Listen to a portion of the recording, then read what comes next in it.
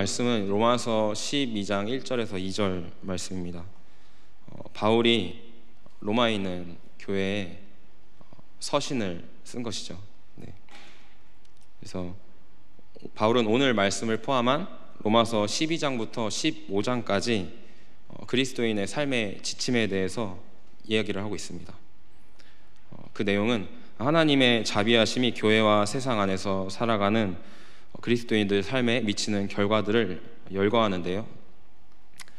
12장 3절에서 8절까지는 그리스도의 몸으로서의 교회, 그리고 12장 9절에서 21절까지는 그리스도인들과 비그리스도인들을 대면하여 일상적 삶에서 취할 처신, 그리고 13장 1절에서 7절 국가제도의 존중, 13장 8절에서 14절 사랑 계명의 의미, 그리고 14장 1절에서 15장 13절까지 그리스도교적 삶의 양태에 대한 상이한 견해 때문에 야기된 교회 내적 긴장관계의 극복이 주된 내용들입니다.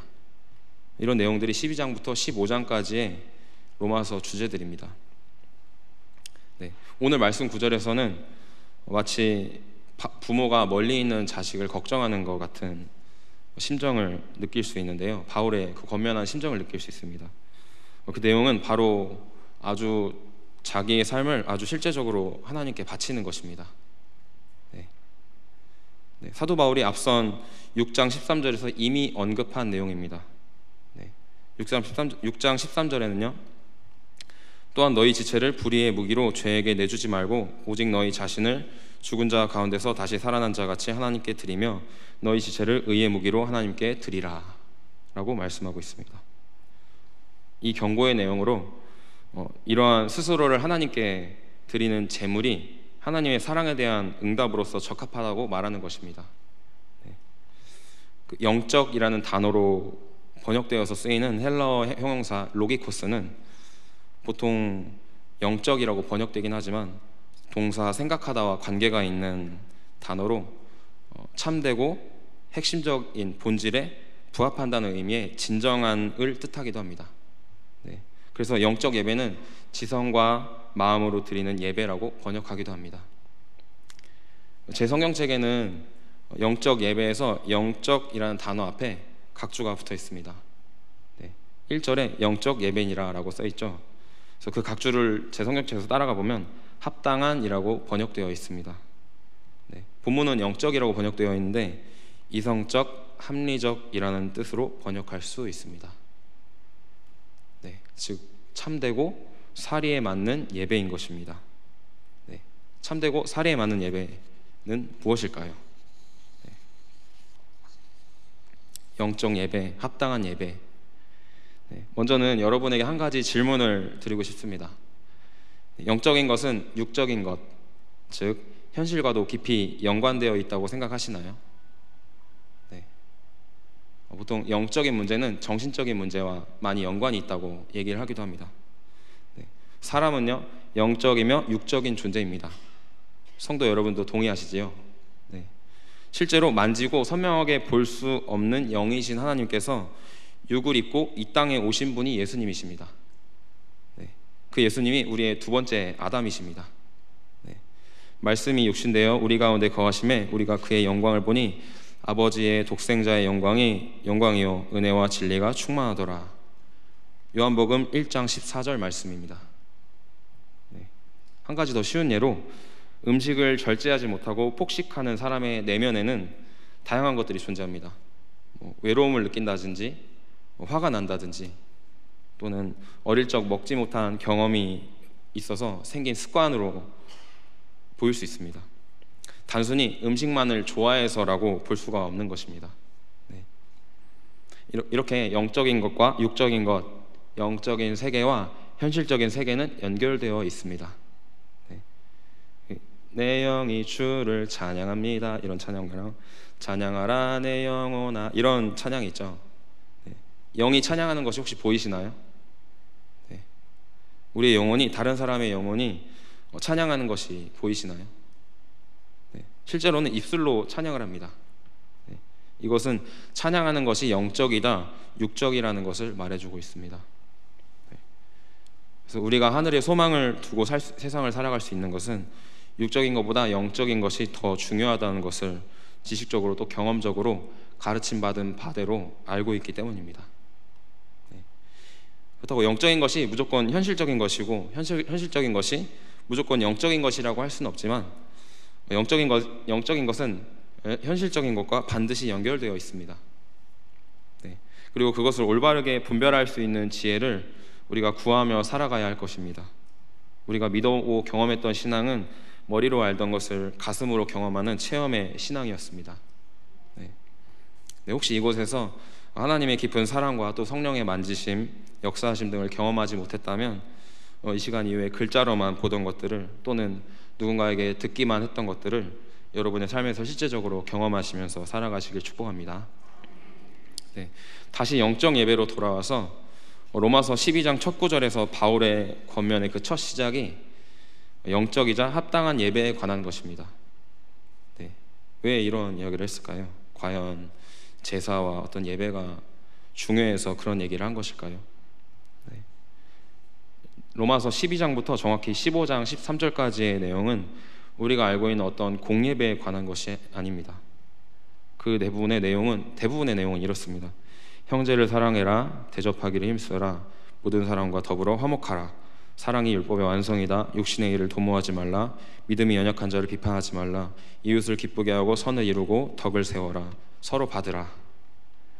네, 왜 이런 이야기들을 했을까요? 예배인데요. 네, 이러한 것들이 우리가 하나님께 드리는 살아있는 제물이라는 것입니다. 네, 이러한 것들이 우리가 하나님께 드리는 영적 예배라는 것입니다.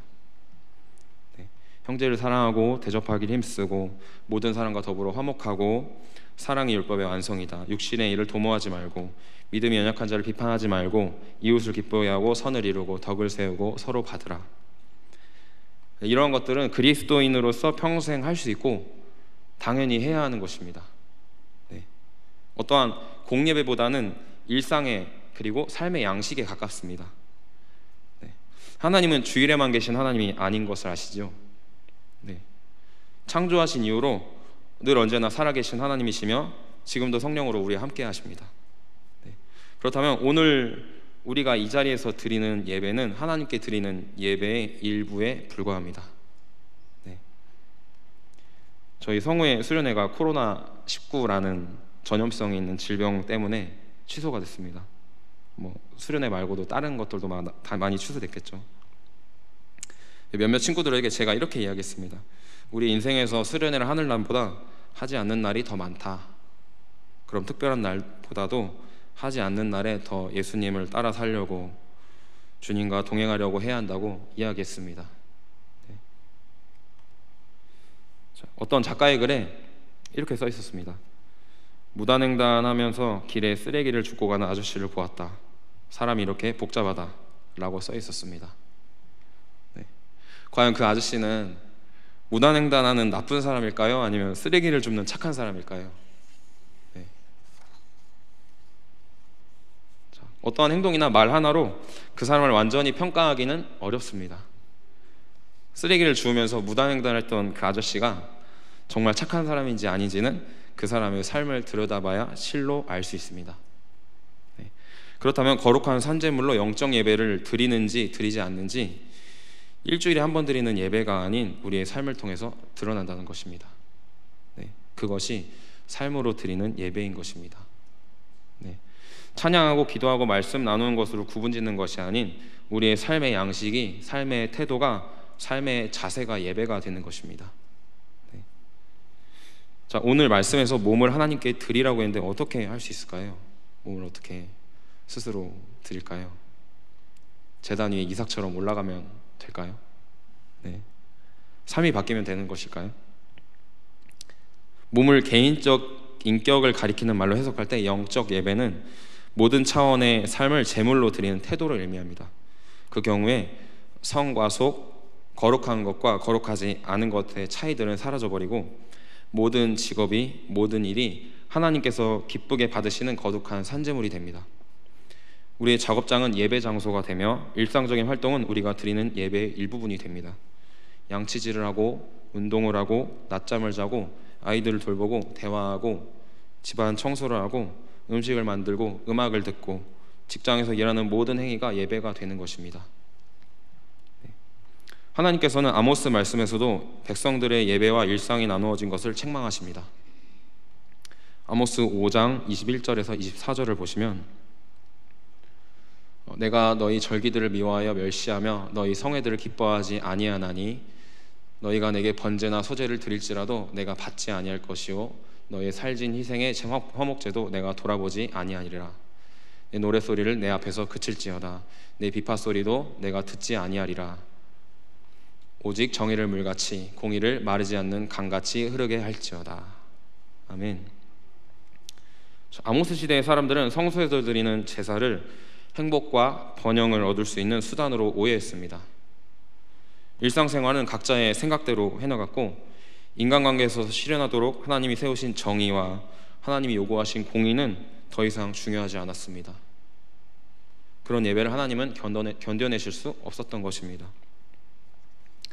마치 우리가 오늘 예배는 드리지만 이 시대와 사회 속에서 불의가 교묘하게 횡행하는 것들에 대해서나 사회적 약자들에게는 관심이 없는 것과 같습니다. 또 예배는 드리지만 이웃과 화평을 추구하지 않는 모습과도 같습니다. 코로나19라는 질병이 발생하고 얼마 전에 질병이 시작된 중국 우한 지역에서 살고 있던 교민들의 한국 입국과 지역 방문을 반대하는 상황이 있었습니다. 왜 반대했을까요? 질병에 걸리지 않고 싶었기 때문에 그랬겠죠. 두려움 때문에 그랬겠죠. 아산과 진천 지역에서도 반발이 있었지만 끝내는 받아주었습니다. 특수한 상황 탓에 약자가 되어버린 우한 교민들을 받아준 것입니다. 이런 모습을 우리가 예수님을 믿는 사람으로서 먼저 섬겨주고 세상에 본을 보여주어야 하지 않을까요? 우리가 하나님께 예배하는 모습은 세상에도 투영되어야 하는 것입니다. 제사 예배에 관해서는 구약의 레위기에 잘 나와 있는데 오늘 우리에게 구약 성경의 종교의식 관련 규정들은 낯설 수 있습니다. 제사 예배는 예수님께서 희생하셔서 단번에 대속하신 이후에 실질적으로 끝났습니다.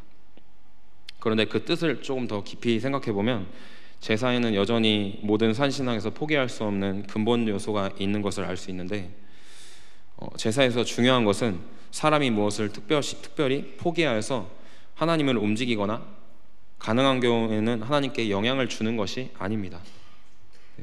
제물로 바치는 짐승이 늘 제물을 바치는 사람을 대신한다는 데서 알 수 있듯이 제사의 본뜻은 피조물이 창조주에게 자신을 아낌없이 드린다는 데에 있는 것입니다.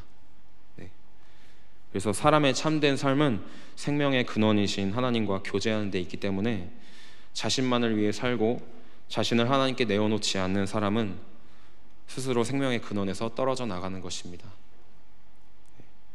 스스로 하나님께 바치는 것이 제사인 줄 깨달으면 사람은 제사를 드림으로써 이미 빠져있던 이기성에서 벗어나 하나님과 교제하며 사는 삶으로 돌아오는 것입니다.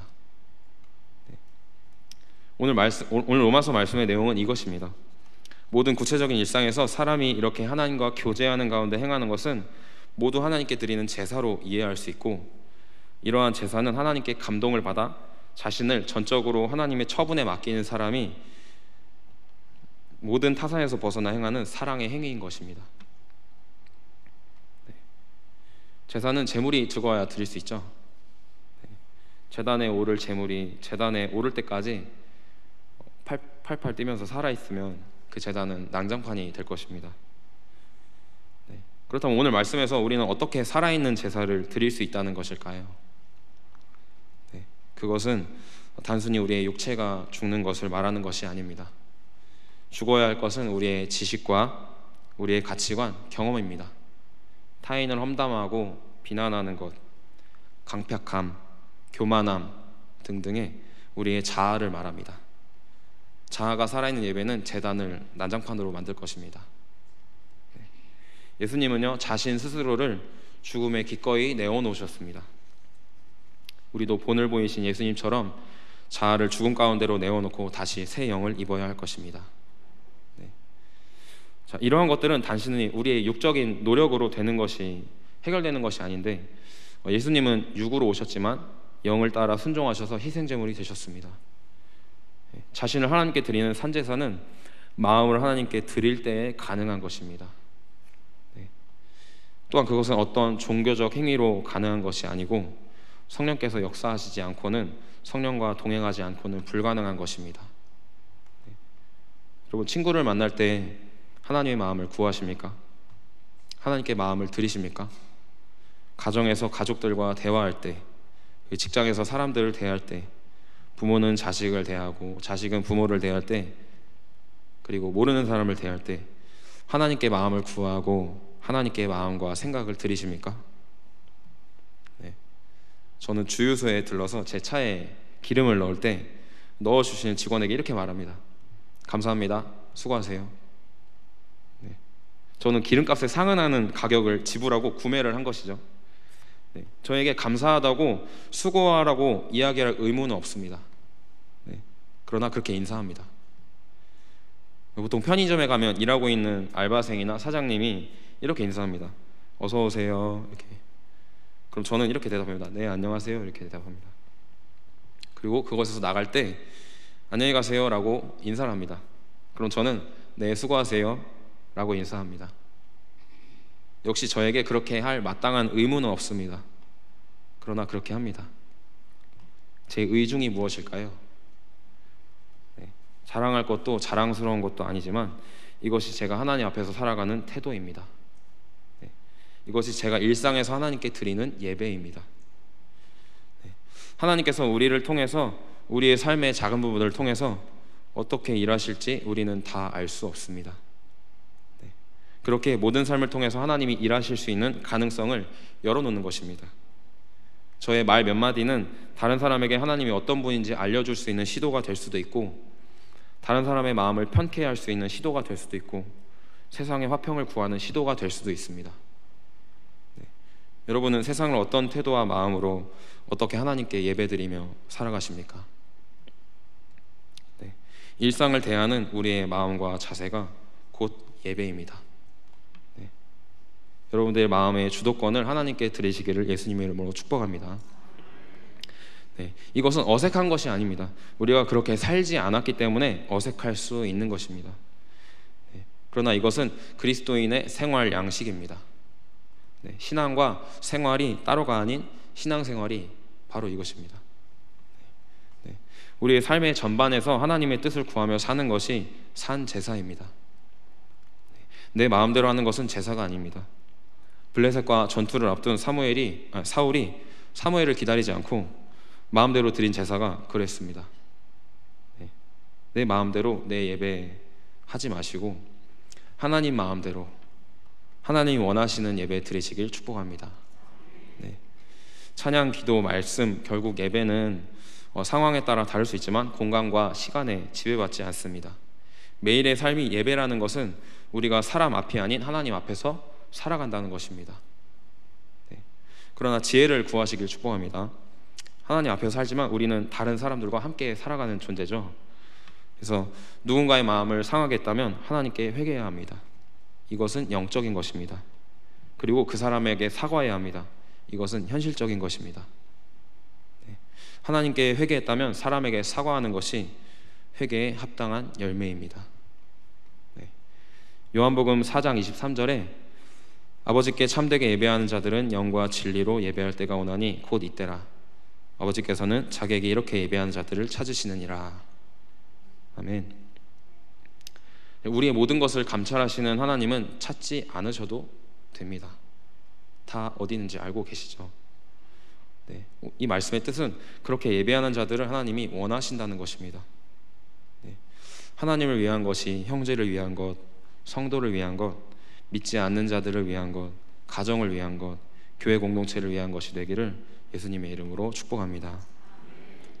그럼 오늘 우리의 참된 예배는요, 오늘 뒤에 문을 나서면서 시작될 것입니다. 그리고 우리의 삶을 통해 하나님이 받으실 것입니다. 그것을 위해 하나님께 마음을 드리시고 하나님의 마음을 구하시길 축복합니다. 기도하시겠습니다.